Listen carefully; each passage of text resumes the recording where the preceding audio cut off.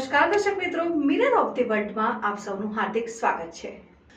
શહેરમાં ગત મહિને આવેલા પૂર માટે જવાબદાર અગોરા મોલની દિવાલ સહિતના ગેરકાયદેસર 13 જેટલા દબાણો તોડવા મ્યુનિસિપલ કમિશનર દ્વારા 72 કલાકની નોટિસ ફટકારાઈ। શહેરમાં ગત મહિને પડેલા ભારે વરસાદ અને વિશ્વામિત્રી પૂર માટે વિશ્વામિત્રી નદી કાંઠે અને કાંસમાં થયેલા દબાણો જવાબદાર હોવાની ચર્ચા ઉઠી હતી। મ્યુનિસિપલ કોર્પોરેશન દ્વારા નદી કાંઠા વિસ્તારના દબાણોનો સર્વે કરવામાં આવ્યો, જેમાં આશરે 150 જેટલા ગેરકાયદે દબાણો થયાનો રિપોર્ટ મળતા હવે તમામ દબાણકારોને નોટિસો ફટકારવામાં આવી રહી છે અને ત્યારબાદ ગેરકાયદે દબાણો દૂર કરવામાં આવશે। જોકે સોમવારે જ પરાક્રમસિંહ જાડેજા સહિત કેટલાક દબાણકારોએ જાતે જ પોતાના દબાણો હટાવવા માંડ્યા હતા। પૂર માટે જવાબદાર એવા વગદાર નેતાઓ અને માલેતુજારોના વિશ્વામિત્રી નદી અને કાંસની ઉપર આસપાસ થયેલા દબાણો હટાવવા માટે ઉગ્ર માંગ ઉઠી છે।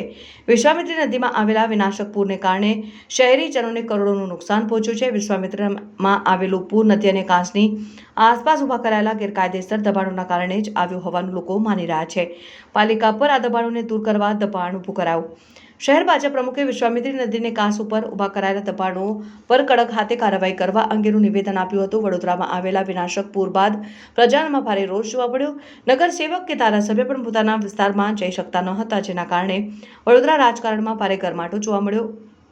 મુખ્યમંત્રીનું વડોદરા કોર્પોરેશન કમિશનર દિલીપ રાણાને ગાંધીનગરનો તેડો આવ્યો હતો, જે બાદ વિશ્વામિત્રી ફરતે દબાણ કરેલી તમામ ઇમારતોને કોર્પોરેશન દ્વારા નોટિસો આપવાની શરૂઆત કરાઈ। લગભગ 25 જેટલી ઇમારતોને નોટિસ આપવામાં આવી છે અને હાલ 13 જેટલી ઇમારતોને ડ્રોન દ્વારા સર્વે બાદ નોટિસ અપાઈ છે। જેના ભાગરૂપે જેટલી મિલકતો વિશ્વામિત્રીની આસપાસ દબાણ કરેલ હોય તપાસમાં ખુલ્યું હતું। આ તમામ મિલકતોને 72 કલાકની નોટિસ આપવામાં આવી છે। ત્યારબાદ તેઓ તરફથી લેખિતમાં જવાબ આવશે અને પુરાવા મૂકવામાં આવશે। ત્યારબાદ તંત્ર ચૂંટાયેલી પાંખ સાથે બેસી નક્કી કરશે। 3 દિવસ બાદ જો કોઈ મિલકતના માલિક જવાબ આપવામાં અસમર્થ હશે તો તેઓને એકાદ દિવસ વધારાનો સમય આપવામાં આવશે, તેમ મ્યુનિસિપલ કમિશનર દિલીપ રાણાએ જણાવ્યું। ભૂખી કાંસ જે છે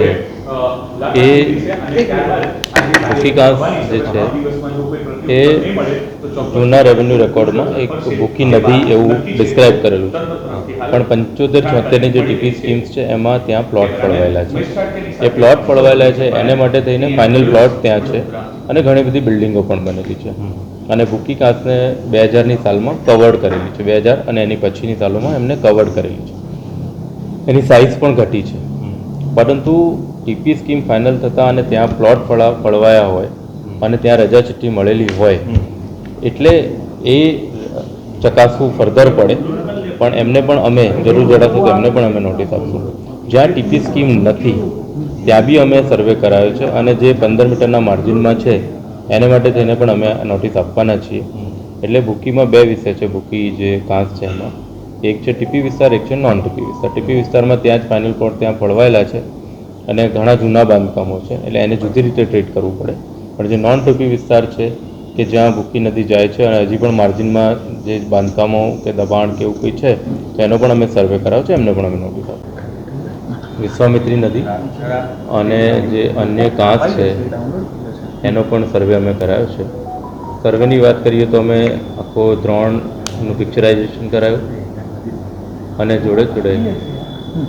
જોડે જે બીજી કાંસો છે એના પણ રેવન્યુ રેકોર્ડ, ટીપી રેકોર્ડ અને એનું પણ દ્રોણ પિક્ચરાઇઝેશન કરાવ્યું, જેથી દબાણ હોય તો ખબર પડે।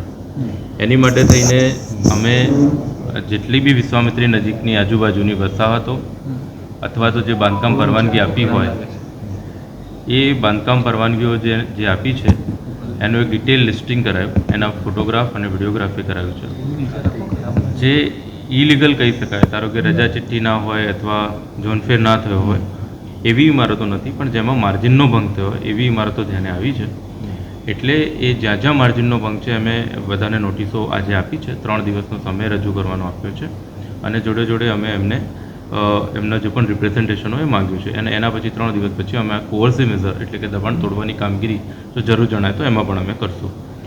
આપ અગોરાની વાત કરતા તો અગોરામાં પણ અમે આજે નોટિસ આપી છે એમને અને એમને પણ 3 દિવસનો સમય એમનો જવાબ રજૂ કરવા માટે આપ્યો છે અને 3 દિવસ પછી આગળની કાર્યવાહી કરશે। સર, આપ જે માર્જિનની વાત કરી રહ્યા છો, કઈ રીતથી એ માર્જિનનો ભંગ છે, શું દબાણ છે, કઈ બાબત તંત્રના ધ્યાને આવી છે અને કઈ રીતે આ સર્વે તંત્રએ કરાવ્યો છે? કારણ છે કે જ્યારે આપણે સર્વે કર્યો છે, આપણે નોટિસ આપીશું તો સામે એ લોકો પણ આપણને જવાબ આપશે કે સવાલ કરશે, તો કયા પ્રકારની કામગીરી થઈ છે? એ લોકો સવાલ કરશે એની માટે થઈને જ, અને કુદરતી ન્યાયના સિદ્ધાંતને ફોલો થાય એના માટે થઈને જ અમે 3 દિવસની નોટિસ એમને આપી છે કે એમને પણ કોઈ જવાબ ફાઇલ કરવો હોય તો એ કરી શકે.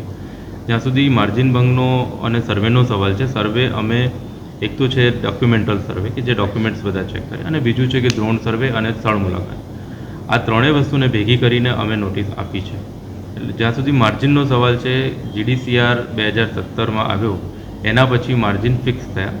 પહેલાં જુદા જુદા સમયે જુદા જુદા માર્જિન હતા, તો જે તે સમયે જે માર્જિનને લઈને બાંધકામ પરવાનગીઓ આપેલી છે એ માર્જિન ત્યાં છે કે કેમ એટલું અમે ચેક કરાવ્યું છે, અને એનો જો વાયોલેશન થતો હશે તો અમે નોટિસ આપી છે. એટલે અમારા પ્રાથમિક જે ધ્યાનમાં આવ્યું છે એવા 10 લોકોને અમે નોટિસ આપી છે. સર, કોણ આ લોકો છે ને માર્જિનમાં શું શું વસ્તુ એમને બનાવી છે આપણા ધ્યાને કયા પ્રકારની વસ્તુ હોય છે?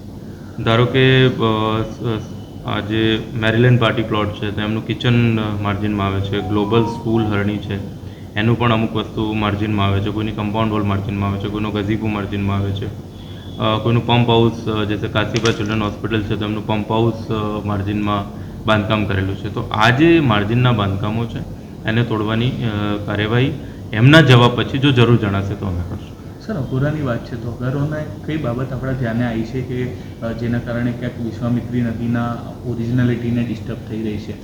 અઘોરાની 2 બાબતો ધ્યાને આવી છે. એક તો છે એમની જે કમ્પાઉન્ડ જે દિવાલ બને છે જે બિલ્ડિંગને સ્ટેબિલિટી આપવા માટે જનરલી હોય છે, એમનું એક પ્રાથમિક દબાણ ધ્યાને આવ્યું છે, અને જોડે જોડે એમનો એક ક્લબ હાઉસ બનાવ્યું છે એ પણ દબાણ ધ્યાને આવ્યું છે. એટલે બંનેને લઈને પણ અમે એમને નોટિસ આપી છે. સર, આગળ હવે કયા પ્રકારે 3 દિવસ પછી તંત્ર શું વિચારી રહ્યું છે? એટલે 3 દિવસમાં અમે એમનો જવાબ અમે લઈ અને એના પછી આગળની કાર્યવાહી અમે કરશું. જો ખરેખર ભંગ હશે તો અમે એમાં તોડશું.